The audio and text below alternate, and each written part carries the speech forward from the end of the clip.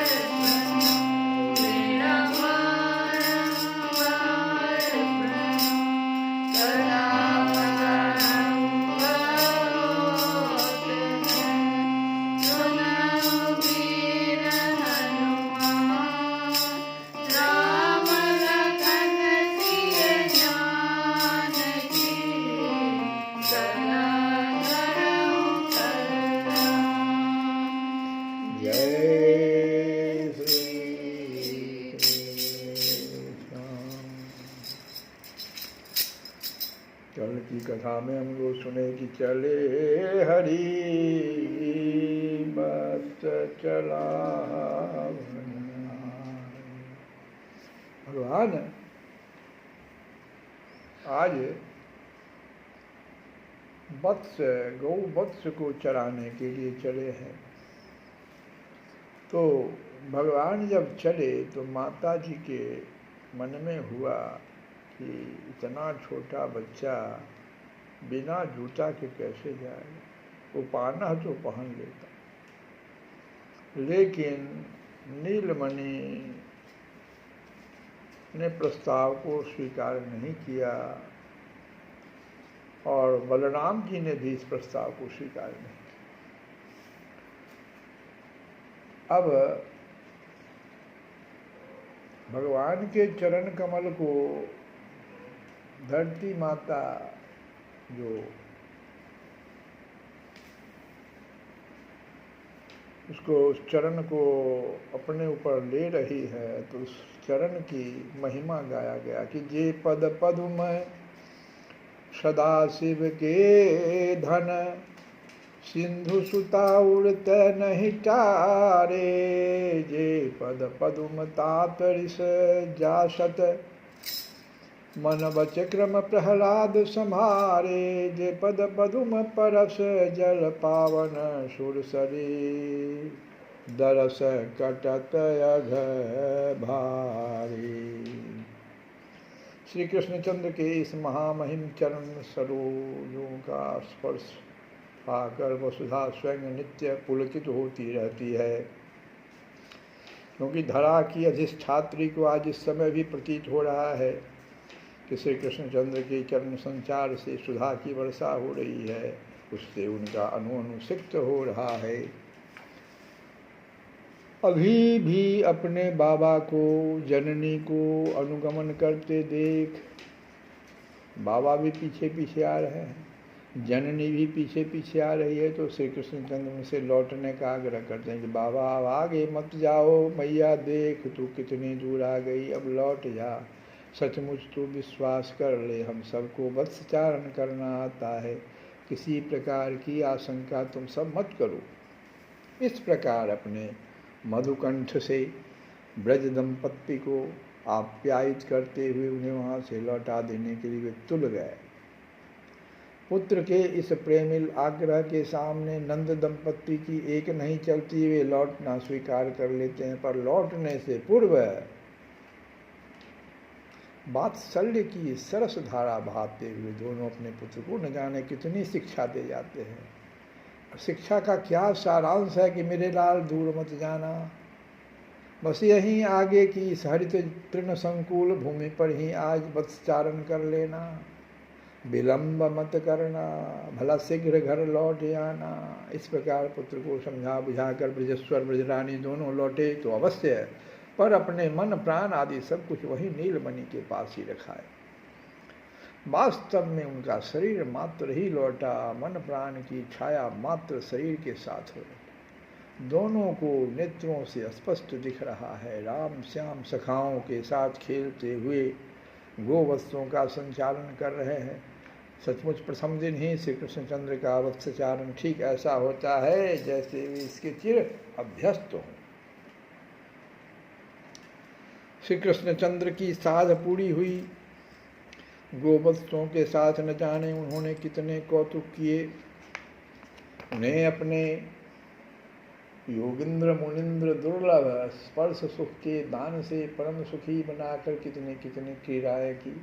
कभी तो वे गोवत्सों का मुख चुंबन करते, तो कभी हरित सुकोमल दूध अपने सिरहस्तों से तोड़ तोड़ कर उन्हें खिलाते, किसी गोवत्स को अपनी अंजलि से जल पिलाते, किसी के लिए अपना पीताम्बर आद्र कर उसे उसके मुख में निचोड़ते। इन अगणित मनोहारिणी लीलाओं को देख देख कर अंतरिक्ष में अवस्थित देववृंद विस्मित हो रहे हैं। वे नहीं जानते सर्वथा प्राकृत शिशु की भांति इन मोहनी लीलाओं के अंतराल में अनंत ऐश्वर्य निकेतन स्वयं भगवान श्री कृष्णचंद्र की कौन सी गूढ़ अभिसंधि सन्निहित है, जान सकते भी नहीं। जगत में ऐसा कोई भी नहीं जो नराकृति पर ब्रह्म की इन लीलाओं का मर्म जान ले, वे इनकी ओट में क्यों कब क्या करना चाहते से कोई नहीं जानता। न वेद कश्चिद गवं चिकीर्षितं तवे मानस्य नृणां विडम्बनम्। रह रहकर आकाश में देव वाद्य बज उठते हैं। बाल्य लीला बिहारी श्री कृष्णचंद्र जय जय जय का उन्मादी नाद गूंज उठता है। गोप बालक चकित चित्त होकर आकाश की ओर देखते हैं, पर उन्हें कुछ भी दिखता नहीं। पर अब तो उन्हें भोजन करना है, मैया की भेजी हुई इच्छा आ गई है। श्री कृष्णचंद्र फूले नहीं समाते। आज उन्हें यह प्रथम अवसर मिला है कि इतने सखाओं के साथ बैठकर परम स्वतंत्र होकर वे वन में भोजन करें। उनके मुख की सीमा नहीं रहती, उनके सुख की सीमा नहीं रहती। बछड़ों को हरी दूध पर छोड़कर श्री कृष्णचंद्र सखा मंडली के साथ भोजन करने बैठते हैं। शिशुओं के तोड़ आनंद कोलाहल से मन प्रतिनादित होने लगता है। भोजन हुआ, विश्राम भी हुआ। अनंतर मोहन बंसी के छिद्रों से रस की वर्षा आरंभ हुई। स्वर लहरी की ताल पर गोप बालक नृत्य करने लगे। साथ ही वे असंख्य गोवत्स भी झूमने लगे और निस्पंद हो गए। समस्त वन विहंगम कपिवृंद मृगविथ मृगयूथ ये सब आज जो है निस्पंद हो गए। यदि दिन बहुत अधिक ढल नहीं गया होता तो न जाने इस रस सरिता के प्रवाह में गोप शिशुओं की क्या दशा होती। पर अब शीघ्र ब्रज में लौटना है, इसलिए स्वर लहरी का क्षणिक विराम हो गया। गोवत्सों को एकत्र कर श्री कृष्णचंद्र ब्रजपुर की ओर लौट चले। इस प्रकार मानो एक अनंत पारावार विहीन सौंदर्य सिंधु उमड़ा रहा हो। शोभा सिंधु के अधिदेवता ही श्याम सुंदर में समाये स्वयं आ रहे हों। उन परम सुंदर अधिदेव को अनंत असंख्य सुंदर लीला लहरियाँ घेरे आ रही हो। उनके अधरपुट पर सुंदर रसमय वाणी की लहरें हों। सुंदर कपोलों पर लावण्य की लहर हो। सुंदर वक्षस्थल पर मनमाला की उज्ज्वल लहरें नाच रही हो। सुंदर चरणों के समीप अरुण लहरें उठ रही हो। सुंदर नखावली पर उज्ज्वल लहरों की आभा फैली हो। सुंदर कर्ण युगल पर पीत कुंडल की लहर हो। सुंदर नयनों की लहरी अतिशय चंचल हो। सुंदर ग्रीवा के समीप लहरें बंकिम हो जाए। सुंदर विशाल भुजा को सुपुष्ट श्याम लहरें आवृत कर रही हो। सौस्मित मुख पर सुंदर बांसुरी की छाया लिए मधुमय स्वर की लहरें खेल रही हो। सुंदर गोपवेश में संचित हुए इन अधिदेव के समस्त अंगों में ही उन्मादी लहरें उठ रही हो। उनके साथ ही इनका धाम भी मूर्त हुआ, अग्रज रोहिणी नंदन में समाया हुआ रहा हो। यह राम श्याम की सुंदर जोड़ी नहीं, यह तो सौंदर्य के अधिष्ठात्र देव ही सौ दल बल सुंदर चाल से चलते हुए ब्रज को प्लावित करने आ रहे हैं। सुंदर श्याम सुंदर बरलीला, सुंदर बोलत बचन रसाल। सुंदर श्याम सुंदर बरलीला, सुंदर बोलत बचन रसाल। सुंदर चारु कपोल विराजत, सुंदर चारु कपोल विराजत। सुंदर उरजु बनि बनमाल, सुंदर उरजु बनि बनमाल। सुंदर चरण सुंदर है नखमणि, सुंदर कुंडल हेम जरा। ओ सुंदर मोहन नैन चपल किए, सुंदर ग्रीवा बाहु विशाल। सुंदर ग्रीवा बाहु विशाल, सुंदर मुरली मधुर बजावत। सुंदर मुरली मधुर बजावत, सुंदर मुरली मधुर बजावत। सुंदर है मोहन गोपाल, सुंदर मुरली मधुर बजावत। सुंदर सुंदर है मोहन गोपाल